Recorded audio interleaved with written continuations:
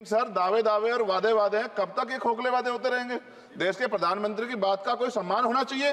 क्या सरकार, ये मंत्री जी नहीं सुनना चाहते, या फिर उन्होंने झूठा वादा कर लिया? इन पे भी ध्यान देना चाहूंगा। आप चेक कराइए, SC ST OBC के बच्चों को वैसे ही नौकरी नहीं मिल रही है, और जब ये पूरा सेक्टर प्राइवेट हो जाएगा तो क्या रिजर्वेशन करेंगे हम लोग?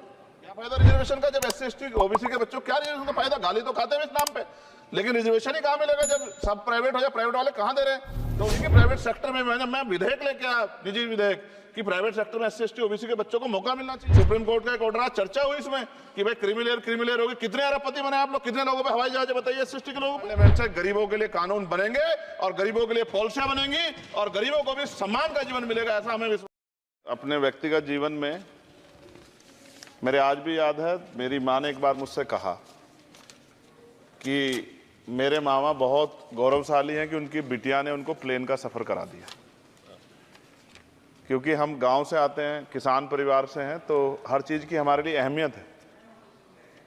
मैंने भी ये तय किया था कि मैं अपनी सैलरी से अपनी माँ को एक बार हवाई जहाज़ का सफ़र ज़रूर कराऊंगा। अब हालात ऐसी हैं, आप बेहतर जानते हैं, हमने देश भी जानता है, सब लोग जानते हैं कि गरीब आदमी हवाई जहाज़ में सफ़र नहीं कर सकता। प्रधानमंत्री जी तो कहा था बहुत दिन पहले कि चप्पल वाला जो है हवाई जहाज में सफर करेगा, लेकिन आज हालात ऐसे, किराया भाड़ा इतना बढ़ गया है, ये नीतियां हैं उसकी वजह से, कि गरीब आदमी सफर नहीं कर सकता है। गरीब आदमी तो ट्रेन में AC के डब्बे में सफर नहीं कर सकता, इस तरह के हालात।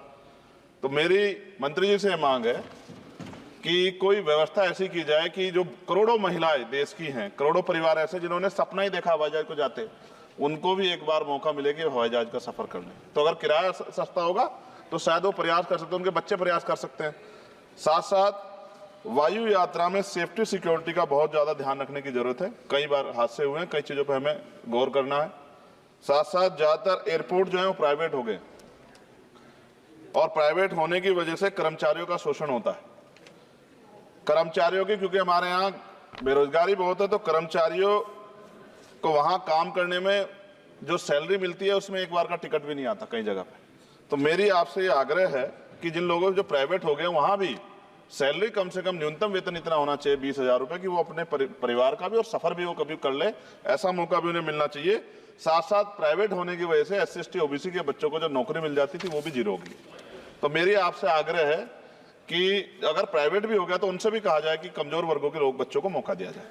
साथ साथ नगीना में जिन्होंने मुझे चुन के भेजा, मैं उनका धन्यवाद करता हूँ उस क्षेत्र का, वहां एयरपोर्ट नहीं, और लंबे समय से उनकी मांग, वहां पायलट ट्रेनिंग स्कूल भी नहीं है, एरोस्टेट ट्रेनिंग स्कूल भी वहां खोलना चाहिए, क्योंकि ग्रामीण क्षेत्रों की प्रतिभाओं को नकारना नहीं चाहिए।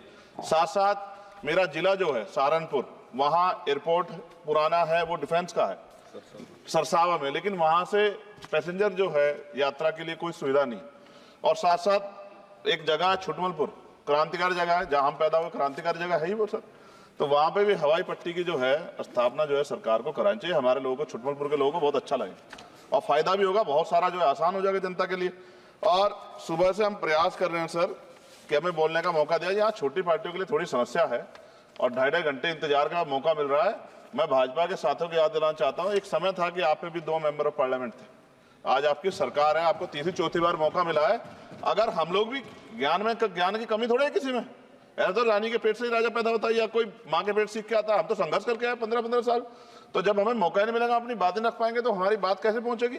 साथ साथ मेरा आपसे आग्रह है, ये मेरी मांग नहीं है, ये पंजाब के लोगों की मांग है। देश के प्रधानमंत्री जहाँ कह के आए थे पंजाब में, कह के आए थे पंजाब में कि जब आदमपुर एयरपोर्ट का नाम जो है सतगुरु रविदास जी महाराज के नाम पे करने के लिए कह के आए थे प्राइम मिनिस्टर।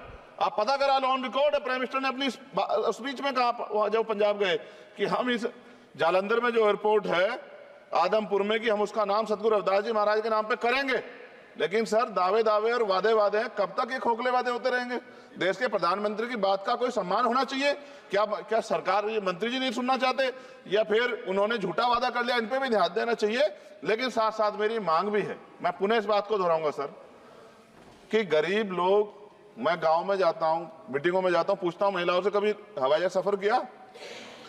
मैं लाखों लोगों से मिल चुका, आज तक गरीबों ने हाथ नहीं उठाया सर कि उन्होंने हवाई जहाज का सफर किया, हेलीकॉप्टर का भी नहीं किया है। क्योंकि सर इस देश में आर्थिक गैर बराबरी बहुत बड़े पैमाने पे है। गरीब पैदा होता है, मर जाता, ना अच्छा इलाज मिलता, ना सुविधाएं मिलती, बस उसका जीवन है कि वो पैदा हो गया, ऐसा लगता है मजबूरी में पैदा हो गया, उसको पैदा ही नहीं होना चाहिए था। इस देश में कमजोर वर्गों के लोगों का भी सम्मान होना चाहिए, उनको अवसर मिलना चाहिए। सरकार की योजनाओं में गरीबों की हिस्सेदारी होनी चाहिए, इस बात का ध्यान जो है सरकार को रखना चाहिए। और अगर सरकार नहीं रखती है तो वो सरकार सर गरीबों की नहीं हो सकती है।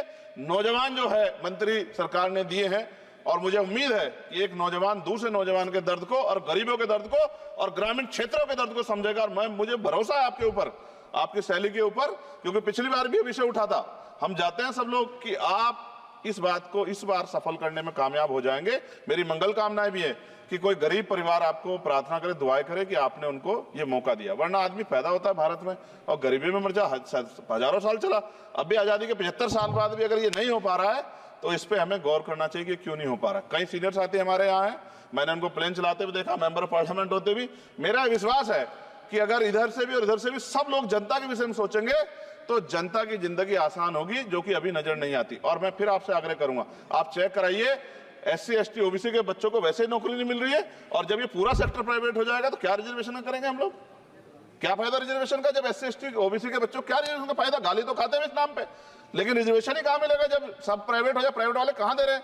तो उनको कहिए कि प्राइवेट सेक्टर में मैं विधेयक लेके आया, निजी विधेयक, कि प्राइवेट सेक्टर में SC ST OBC के बच्चों को मौका मिलना चाहिए। सुप्रीम कोर्ट का एक ऑर्डर आज चर्चा हुई इसमें कि भाई क्रिमिलेयर होगी। कितने अरबपति बने आप लोग? कितने लोगों पे हवाई जहाज बताइए? SC ST के लोगों पे कितने लोगों पे हेलीकॉप्टर बताइए? आप कुछ नहीं है आपके पास आंकड़े। सब लोग मिलकर गरीबों को चलना चाहते हैं, ये गलत है सर। मैं आपका धन्यवाद करूंगा पुणे सर, और क्योंकि हम ही कोरम पूरा करते हैं सर, देख लीजिए आप, हम ही बैठे कोरम पूरा करते हैं। हमें विश्वास है अपने देश की पार्लियामेंट पे कि आज नहीं तो कल इस पार्लियामेंट से गरीबों के लिए कानून बनेंगे और गरीबों के लिए पॉलिसियां बनेंगी और गरीबों को भी सम्मान का जीवन मिलेगा, ऐसा हमें विश्वास है। मैं आपका धन्यवाद करता हूं और मुझे उम्मीद है नौजवान हमारे मंत्री से कि वो गरीबों की बात को सुनेंगे और हम लोगों की पीड़ा को समझेंगे और हमारे क्षेत्रों में काम कराने का। धन्यवाद। श्री रविंद्र